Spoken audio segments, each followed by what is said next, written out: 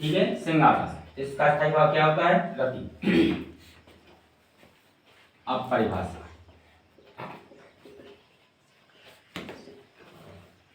जहां नायक एवं नायिका के प्रेम का वर्णन किया जाता है, वहां श्रृंगार रस होता है। अर्थात जब स्त्री पुरुष या प्रेमी प्रेमिका या फिर नायक नायिका मतलब हीरो हीरोइन, इनके प्रेम का वर्णन किया जाए तो वहां पे जो भाव उत्पन्न होता है वो होता है रति। ठीक है, मतलब प्रेम। तो यहाँ प्रेम दो प्रकार से उत्पन्न होता है, इसकी दो भेद हैं, श्रृंगार रस की भी दो होते हैं आपके। एक तो होता है संयोग श्रृंगार और दूसरा होता है वियोग श्रृंगार।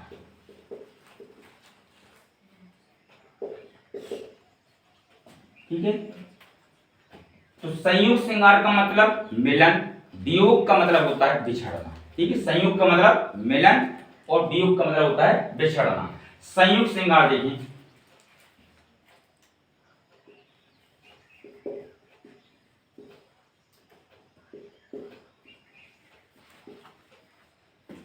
जहां नायक एवं नायिका की मिलन का वर्णन होता है, वहां संयोग श्रृंगार होता है। अर्थात उदाहरण से स्पष्ट हो जाएगा, राम को रूप निहारत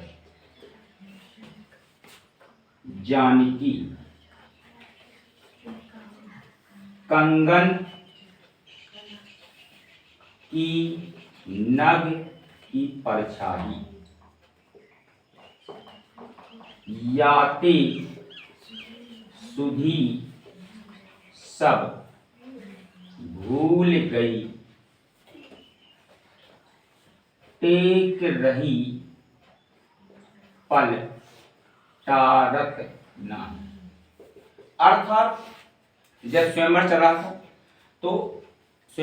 था तो राम के रूप को निहारना मतलब देख रही थी।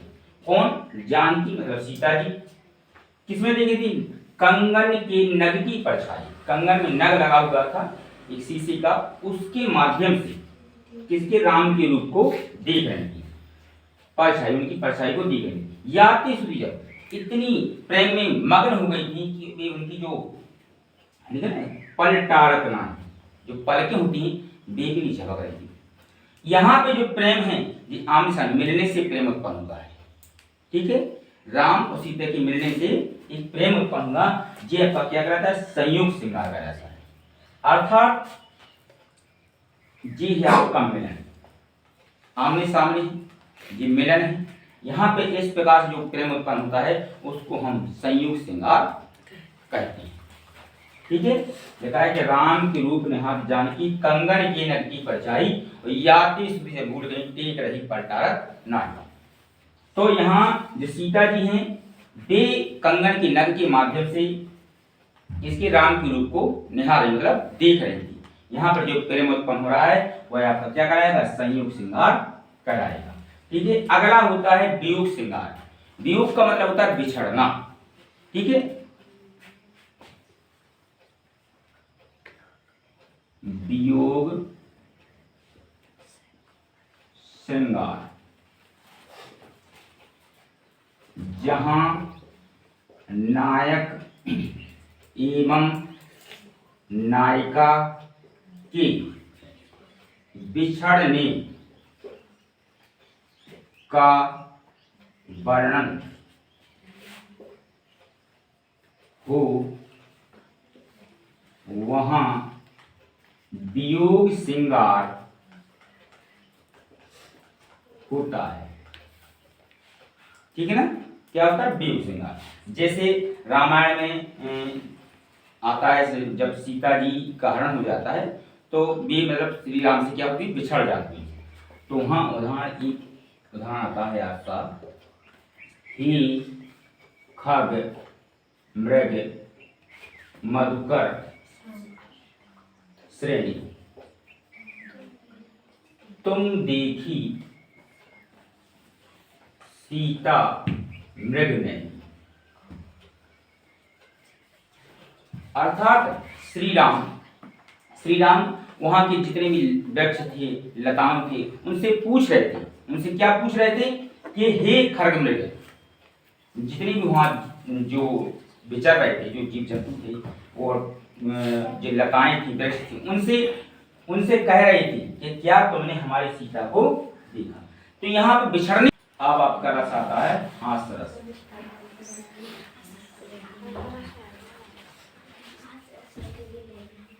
जब विभाव, अनुभाव व संचारी भाव के संयोग से हंसी नामक स्थायी भाव जागृत हो, वह हास्य रस कहलाता है।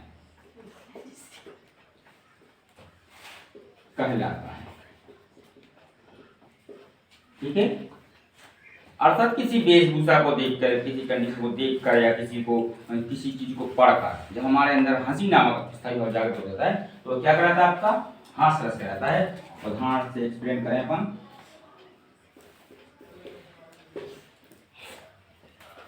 एक तो हम हमेशा आपको दिखाते हैं, एक तो सुनाते रहते हैं। जैसे कि हम दूसरा लिखते हैं यहाँ पे, ऐसी वाणी बोलिए तुरंत झगड़ा हो, ऐसी वाणी बोलिए तुरंत झगड़ा हो, ऐसे से मत झगड़िए जो तुमसे तगड़ा हो। तगड़ा लिखा है कि ऐसी वाणी बोलिए तुरंत झगड़ा हो, ऐसे से मत लड़िए, मतलब झगड़िए, ऐसे से मत झगड़िए जो तुमसे तगड़ा होगा, अन्यथा वो तुम्हें तोड़ देगा, है ना। वाणी ऐसी बोलना है, जो ऐसे शब्द बोल दो तुरंत झगड़ा हो जाए। ऐसी कंडीशन, ऐसी चीजों को देखकर हमें क्या हंसी का भाव उत्पन्न होता है। एक हम आपको वो सुनाते रहते हैं कि जब जाती है बारात किसी की सर धसकर, जब जाती है बारात किसी की सर धसकर, मन करता है धक्का दे दूल्हे को, जा बैठूं घोड़े। जब किसी की बारात निकलती है, अब वो घोड़ा पे बैठा हुआ है दूल्हा, तो लगता है कि इसकी जगह काश मैं बैठा होता, तो लगता है इसको धक्का देके मैं बैठा, आज मेरी बारात, ठीक है ना। तो जब जाती है बारात किसी की सर धसकर, मन करता है धक्का दे दूल्हे को, जा बैठूं घोड़े पर। सपने में ही मुझको मेरी शादी होती दिखती है, रात में सपना आ रहा है, देख रहा हूँ मेरी शादी हो रही है, सपने में ही मुझको मेरी शादी होती दिखती है, और बर्मा लाले दुल्हन आगे बढ़ती, बस आंख तभी खुल जाती है। मम्मी बोलती जाओ बेटा पढ़ने जाना, अब आंख ही खुल जाती है। तो सपना आज भी छठ में बताई थी आपने। और दूसरा उदाहरण इसका देखते हैं अपन। देखो, उदाहरण का मतलब है उसको पढ़ते ही अपने अंदर क्या होगा, एक हंसी का नामक स्थायी भाव जागृत होगा। यही आपका रस कहलाता है। रस का मतलब आनंद, आनंद की अनुभूति करते हैं। यहाँ पर हंसी हो जाए, जब अपन ने पढ़ा, अपन ने देखा या पढ़ लिया या किसी से सुना, तो क्या होगा? हंसी का भाव जागृत होगा। जैसे और लिख दें, दूसरा उदाहरण ले सकते हैं, हाथी जैसी, ठीक है ना, हाथी जैसी देह है, हाथी जैसी देह है, गेंडे जैसी खाल, गेंडे जैसी खाल।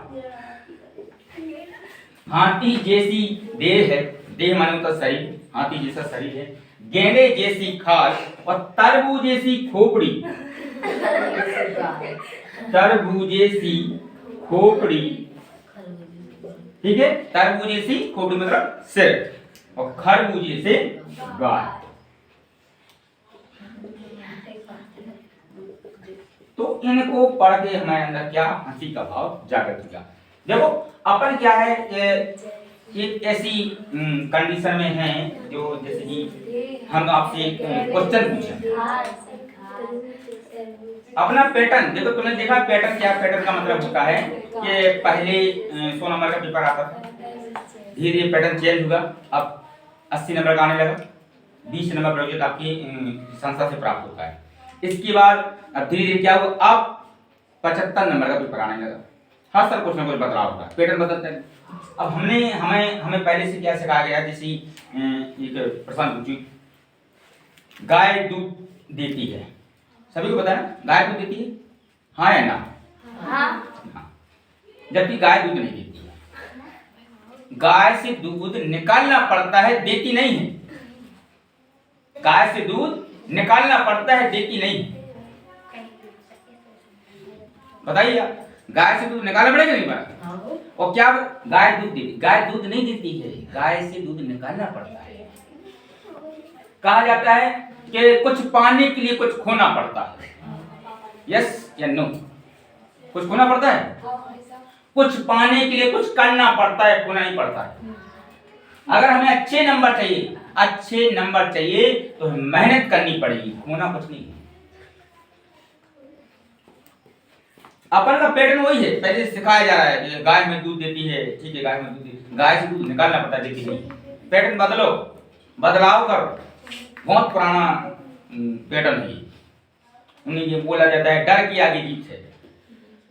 डर के आगे जीत नहीं, डर के आगे दर्द है, और दर्द के आगे जीत। कहा जाता है, वो कहते हैं कि जितनी चादर उतने पैर पसारो। रोंग यार, बड़ा चादर ले, फुल पैर पसारो, कोई दिक्कत नहीं। लेकिन अपन सिस्टम वही है कि जितनी चादर उतने पैर, उसी पैटर्न में जी है। डबल बेड का ले लो, सिंगल बेड का डबल बेड का ले लो, कैसे कोई दिक्कत नहीं आएगी ना। पैर पसारो, चादर तो बड़ा है, उसके लिए कुछ करना पड़ेगा। विदाउट मेहनत कुछ प्राप्त नहीं होता है। होता है कि नहीं होता है ना? ठीक है, अपने भाव हंसी क्या हंसा पड़ रहे थे, ठीक है। अब ठीक है, दोनों उदाहरण से क्लियर होता है कि इनको पढ़ करके हमें हंसी का अनुभव हुआ है। अब आता है आपका क्या? करुण रस। करुण रस का मतलब होता है कि ऐसा भाव, कोई अपनी प्रिय वस्तु हो, प्रिय व्यक्ति हो, दूर हो जाए या फिर नष्ट हो जाए, उनके दूर होने से या नष्ट होने से हमारे हृदय में जो भाव उत्पन्न होता है वह करुण रस कहलाता है। कहलाता है दुख। जैसे हम लिखें, परिभाषा लिखते हैं, इसकी परिभाषा यही ऐसी बना सकते हैं, जब विभाव, अनुभाव व संचारी भाव के संयोग से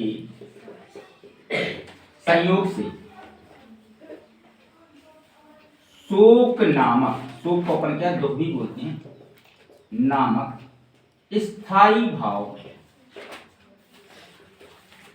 जागृत हो, वहां करुण रस होता है।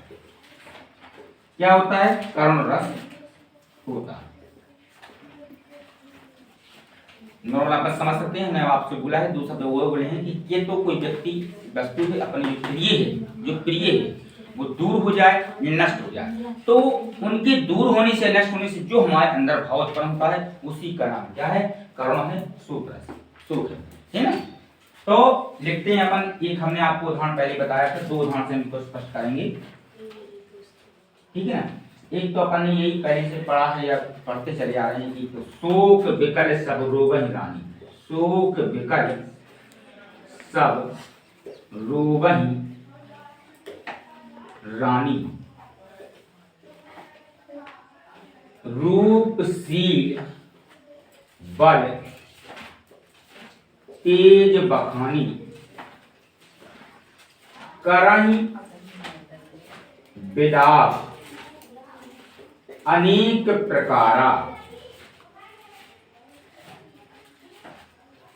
परहि भूमि तल 12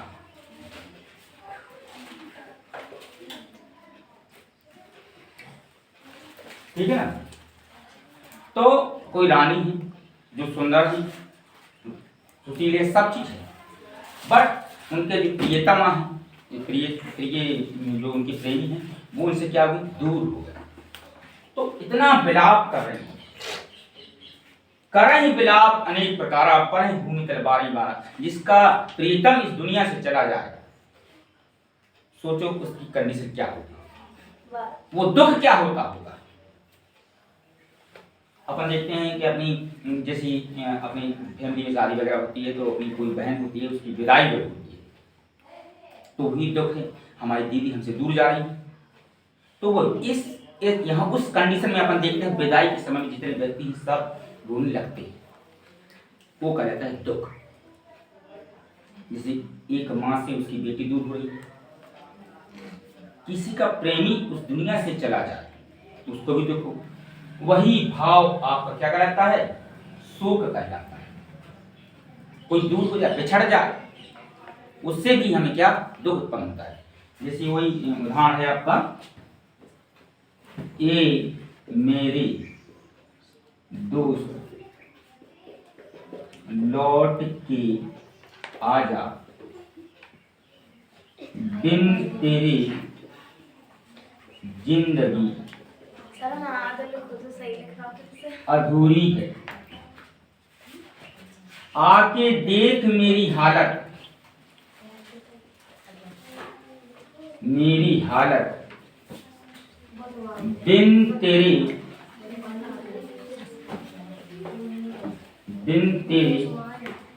हर खुशी अधूरी है। तो यहाँ इसको ही पढ़ करके हमें क्या दुख होता है, हमारा कोई दोस्त हमसे दूर हो गया, सब चला गया, क्या नष्ट हो गया, तो यहाँ पर जो भाव उत्पन्न होता है वो क्या कहलाता है? आपका शोक कहलाता है। ऐ मेरे दोस्त लौट के आजा, बिन तेरे जिंदगी अधूरी है, आके देख मेरी हालत, बिन तेरी हर खुशी अधूरी है। ऐ मेरे दोस्त लौट के आजा। दो उदाहरण दिए इसकी, 2 इसकी भी दिए हैं, जो भी आपको ठीक लगे आप नोट करें, ठीक है ना। ओके।